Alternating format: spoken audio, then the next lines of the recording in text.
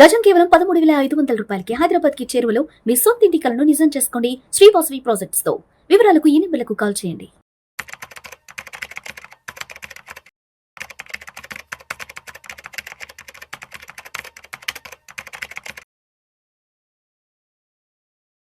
రామచంద్రమూర్తి గారు నమస్తే సార్. నమస్తే విష్ణు గారు. రామచంద్రమూర్తి గారు, స్టాక్ మార్కెట్లో విజయం సాధించడానికి, లాభాల వైపు మన ప్రయాణం కొనసాగించడానికి Warren Buffett the father of investments అని గొప్పగా చెప్పుకుంటాం కదా. మరి వారెన్ బఫెట్ గారు చెప్పిన కొన్ని సూత్రాలు ఏమున్నాయి అంటే మార్కెట్లో మంచి లాభాల వైపు అడుగులేస్తూ వెళ్ళడానికి? చాలా ఎక్సలెంట్ క్వశ్చన్ సార్ ఇది, ఎందుకంటే అందరికీ ఉపయోగపడే క్వశ్చనే. సో వారెన్ బఫెట్ గారి జీవితాన్ని మనం అర్థం చేసుకుంటే వాళ్ళ వ్యాపార సామ్రాజ్యంలో స్టాక్ మార్కెట్లో ఆయన కోట్లకి అధిపతి అయ్యారు. అయితే ఆయన స్టార్టింగ్ నుంచి చూస్తే ఆయన బెంజమిన్ గ్రాహం అనే ఆయన పుస్తకాన్ని ఫాలో అయ్యారు. ఆయన యొక్క ఫిలాసఫీతో ఈయన ఎక్కువ మెర్జ్ అయ్యారు.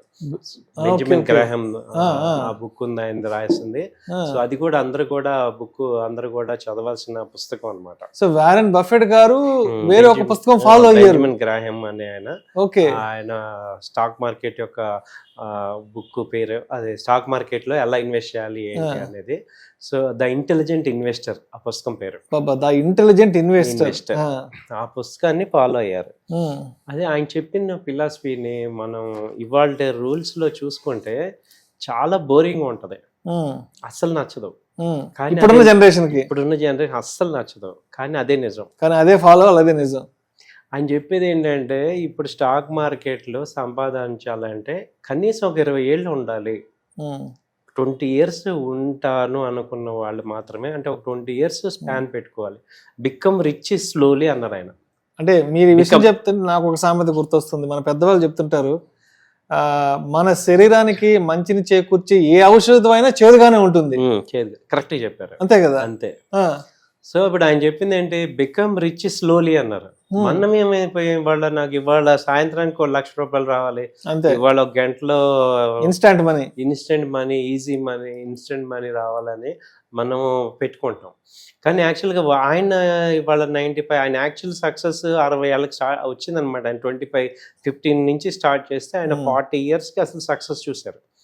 సో ఆ 20 ఇయర్స్ ఏమవుతుందంటే ఆ జర్నీలో ముందు మిస్టేక్స్ అన్ని జరిగి మంచి చేయడం అంతా తెలుసుకొని ఒక 20 ఇయర్స్ స్టాండింగ్ ఇక్కడ మార్కెట్లో ఉంటే గానీ మనకి దీని మీద ఒక గ్రిప్ రాదు.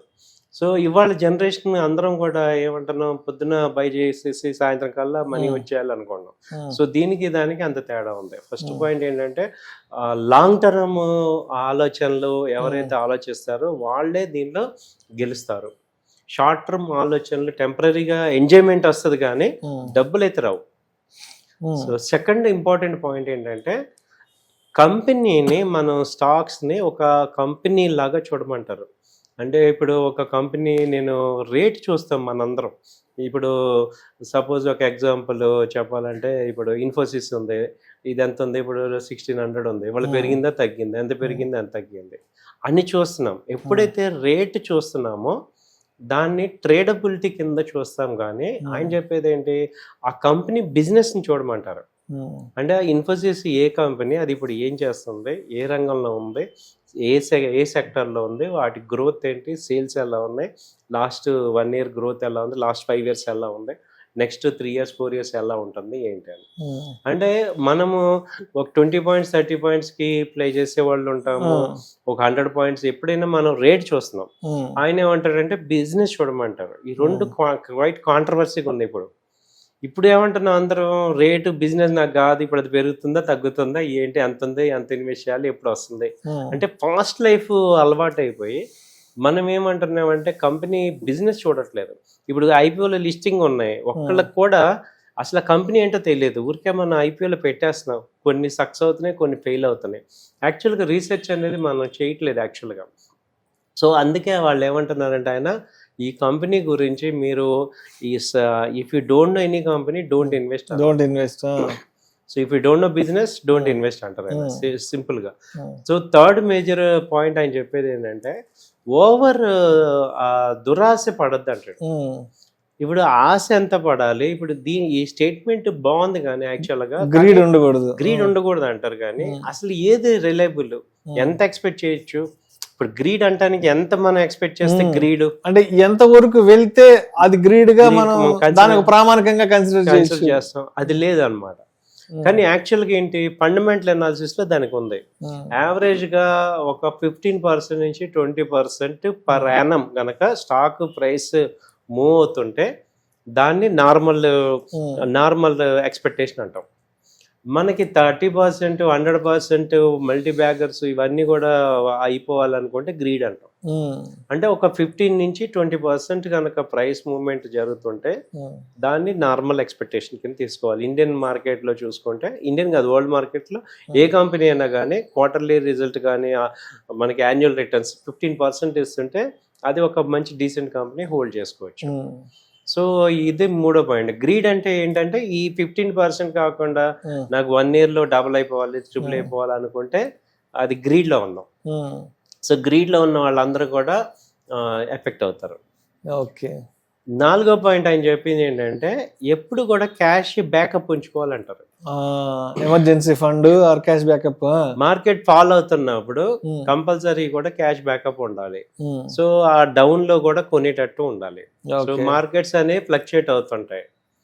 సో మార్కెట్ ప్రిడిక్షన్ కాకుండా ఒక ఫిలాసఫీ, డిసిప్లిన్ ఫిలాసఫీతో ఇన్వెస్ట్మెంట్ చేయమంటారు. ఓకే. సో అది మెయిన్. సో మార్కెట్ ఫాలో అవుతున్నా కూడా మనం చేయమంటారు. అన్నిటికన్నా ఐదో పాయింట్ ముఖ్యమైనది ఏంటంటే కంపెనీ యొక్క మార్జిన్ ఆఫ్ సేఫ్టీ పెట్టుకోవాలి అంటాడు. మార్జిన్ ఆఫ్ సేఫ్టీ అనేది పెద్ద విషయం అనమాట. ఇప్పుడు నిఫ్టీ ఉంది, ఇంత హై రేట్లో కొనొచ్చా? సో ఇప్పుడు డౌన్ సైడ్ ఎంత రిస్క్ ఉంటుంది, పైకి వెళ్ళే రివార్డ్ ఎంత, రిస్క్ రివార్డ్ యొక్క యాక్యురసీని మార్జిన్ ఆఫ్ సేఫ్టీ అంటాం. అంటే ఇప్పుడు సపోజ్ మనం 100 రూపాయలు ఉన్న ప్రజెంట్ స్టాక్ కనుక అది ఒక 30 రూపీస్ 40 రూపీస్ ఆ రేంజ్ లో వచ్చినప్పుడు కొంటే ఇక అక్కడి నుంచి కిందకి వెళ్ళే ఛాన్స్ చాలా తక్కువ ఉంటాయి. ఓకే. సో అలాంటి ఎంట్రీలు కొనుక్కొని, అంటే బాగా మార్కెట్స్ ఎప్పుడైతే కరెక్షన్స్ అయ్యాయో అలాంటప్పుడు మనం ఇన్వెస్ట్మెంట్ చేసుకున్నవి చాలా లాంగ్ స్టాండింగ్ హోల్డింగ్ అవుతుంటాయి. వాటిని టచ్ చేయకుండా ఉంటే అవి మనకి మంచి వెల్త్ క్రియేటర్స్ అవుతాయి అంటారు. సో మార్జిన్ ఆఫ్ సేఫ్టీ అంటే ఇప్పుడు ప్రతి కంపెనీ ప్రైస్ ఒక మూమెంట్ ఉంటుంది, అప్ అండ్ డౌన్ మూమెంట్. అది ఎంత వరస్ట్ మూమెంట్ అయినా నేను కొన్న రేటు కన్నా కిందకి వెళ్ళకూడదు, దాన్ని margin of safety. Right sir, right sir. So ఈ 5 పాయింట్లు బేసిక్. 6వ మేజర్ పాయింట్ ఏమంటారంటే నీ పర్సనల్ ఎమోషన్స్ ని అక్కడ తీసుకురావద్దండి. ఎగ్జాక్ట్లీ. సో మన పర్సనల్ ఎమోషన్స్, ఇప్పుడు మనకి మార్కెట్ పెరిగింది, డబ్బులు రాగానే ప్రాఫిట్ రాగానే ఎక్సైట్ అయిపోవటం, లేకపోతే మార్కెట్ ఫాలో అవగానే డౌన్ అవ్వకూడదు, అంటే ఎంత వద్దన్నా వస్తూనే ఉంటాయి. లేదంటే కొన్ని స్టాక్స్ మీద కొంతమంది ప్రేమ కలిగి ఉంటారు, ఇది నాకు ఇష్టమైన స్టాక్, ఇది నాకు బాగా తెలిసిన స్టాక్ అని. సో అలాంటివి ఎమోషన్ కాకుండా కంపెనీ పర్ఫార్మెన్స్ ని బట్టి స్టాక్ హోల్డింగ్ అనేది పెంచుకోమంటాడు. సో కంపెనీ పర్ఫార్మెన్స్ బాగున్నంత కాలం ఆ కంపెనీని హోల్డ్ చేయొచ్చు. సో ఇవన్నీ కూడా అందరం ఒకసారి చదువుకోవాలి. సో మనకేం నచ్చవు ఇవన్నీ కూడా, కానీ అవే నిజాలు.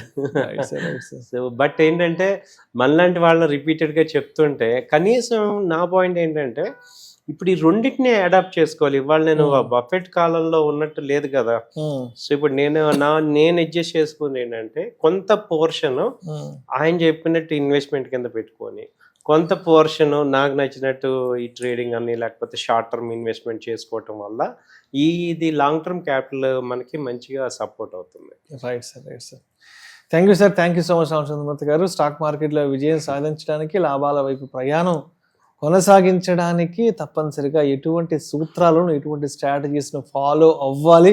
అండ్ వారెన్ బఫెట్ గారు అంటే ఇవన్నీ ఎక్కడి నుంచి ఆయన ఇన్స్పైర్ అయ్యారు, ఎటువంటి పుస్తకం చదవడం ద్వారా ఆయన కూడా మార్కెట్లో నిలదొక్కోగలిగాడు అన్న విషయం గురించి చాలా చక్కగా తెలియజేస్తే thank you so much sir. Thank you అండి.